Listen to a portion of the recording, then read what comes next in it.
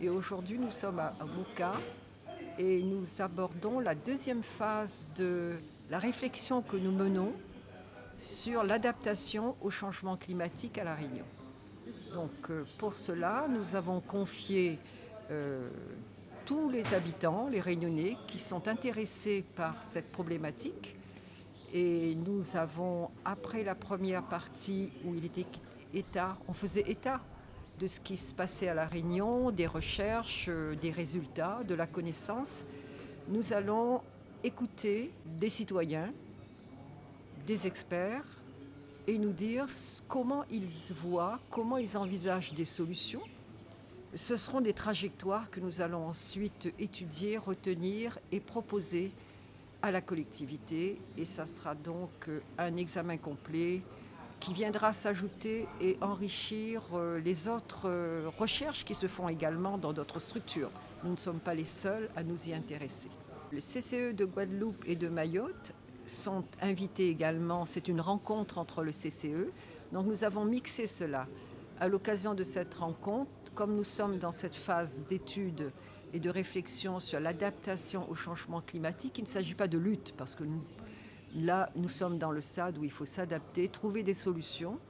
Donc nous avons pu entendre nos collègues de Guadeloupe et de Mayotte.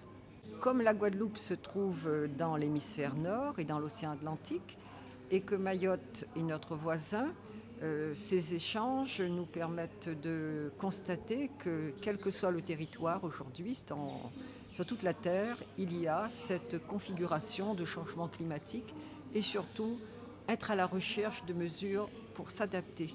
Parce qu'il y a une menace pour l'économie, une menace pour la santé, une menace pour les femmes, les enfants.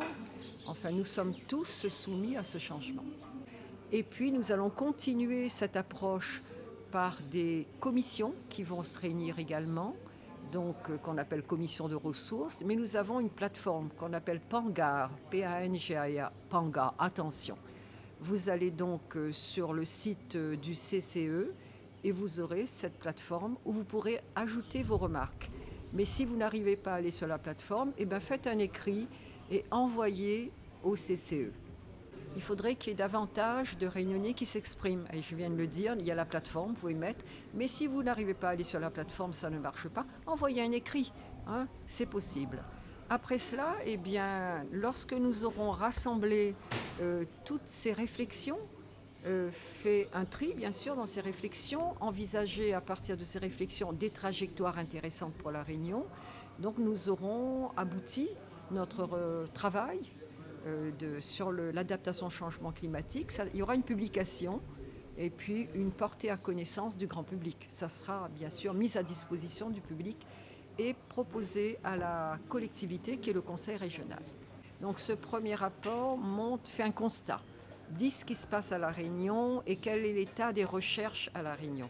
Ce rapport, qui fait 240 pages environ, se trouve sur le site du CCE. Vous y allez, vous avez accès directement et vous pourrez l'utiliser.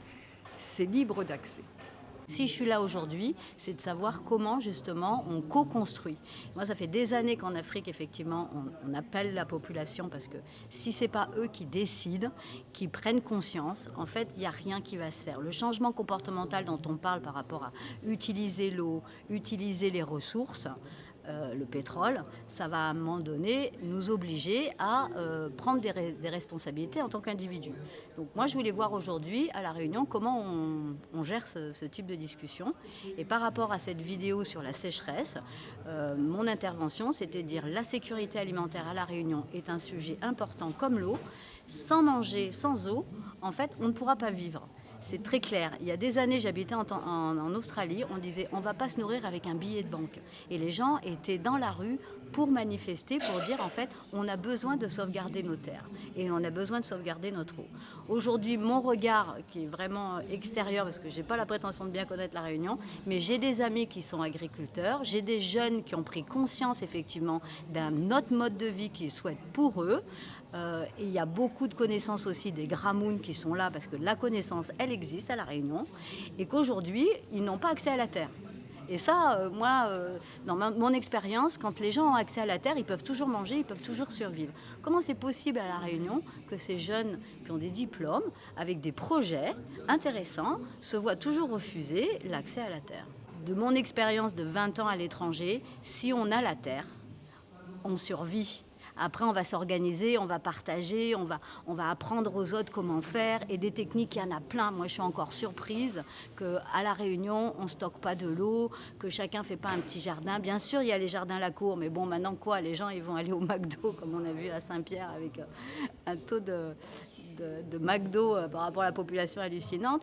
Bien sûr qu'il y a une évolution. Quand on parle comme ça, on dit souvent oui, mais on veut retourner à l'âge de pierre. Non, on va être obligé en fait de prendre la responsabilité que si on veut survivre. Et pour l'avoir vécu, moi j'ai vu des tribus s'entretuer parce qu'ils n'avaient pas d'eau. Je suis éducateur à l'environnement, traiteur en cuisine bio-végétarienne et je représente le collectif Oasis Réunion. Et en fait, j'étais présent à ce colloque aujourd'hui parce que j'ai participé à une première réunion qui a eu lieu le 9 octobre où on a créé ensemble un travail collectif. Et là, aujourd'hui, c'est la suite, en fait.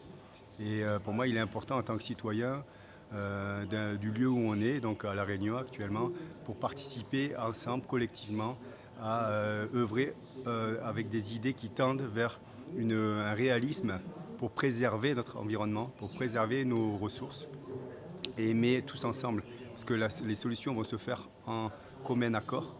Et ensemble, on est plus fort pour pouvoir avoir une vision globale. Parce que moi, ce que je vais lui pointer du doigt, c'est qu'en fait, il y a une forte... la problématique, c'est que, comme je disais la phrase, pour qu'il y en ait peu qui est beaucoup, il faut qu'il y en ait beaucoup qui est peu. Et ce qu'il y a, le problème, c'est que, par exemple, par rapport à l'agriculture, il y a une trop forte mainmise d'une monoculture qui prive du coup la population d'une richesse de diversité culturelle qui lui permettrait de pouvoir tendre vers l'autonomie et l'autosuffisance alimentaire. Et surtout avoir une culture saine, sans produits chimiques, avec des intrants que l'on peut faire nous-mêmes avec l'élevage, trouver un équilibre. Et c'est ça qui est important, c'est La Réunion a les ressources. Les scientifiques sont venus, on peut mesurer, on a les ressources pour pouvoir produire nous-mêmes.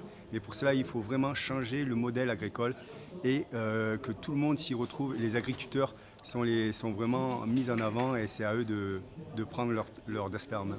Je suis en master 2 risque et environnement à l'université du Tampon et notre classe est représentée aujourd'hui parce qu'on est venu au titre de nos cours en fait, pour être intégré à ces processus de consultation et d'être au courant de comment ça se passe et éventuellement aussi de pouvoir tout simplement participer et donner nos avis à nous aussi. Comme ça a été évoqué aussi, c'est une question de démocratie, tout simplement de pouvoir intégrer les citoyens, les professionnels, les associations. Donc important, oui, nécessaire surtout. Une question qui n'a pas été évoquée, mais c'est vrai qu'on parle beaucoup de l'action locale, l'action régionale, les politiques nationales, mais il y a tout un volet sur, par exemple, ça a été évoqué le fait de changer vers un nouveau modèle de société ou des façons de penser. Je pense que c'est faisable éventuellement en France, voir est-ce que c'est faisable dans les autres pays aussi. Il y avait une vidéo en particulier qui montrait l'agriculture intensive ou tout simplement la financiarisation de l'eau avec un modèle capitaliste et américain là-dessus et qui a beaucoup choqué la salle, je pense. Et voilà, et qui je pense que ce ne serait pas forcément fait en France et quand on parle de changer de mentalité, je pensais à cette vidéo en particulier qui était assez choquante.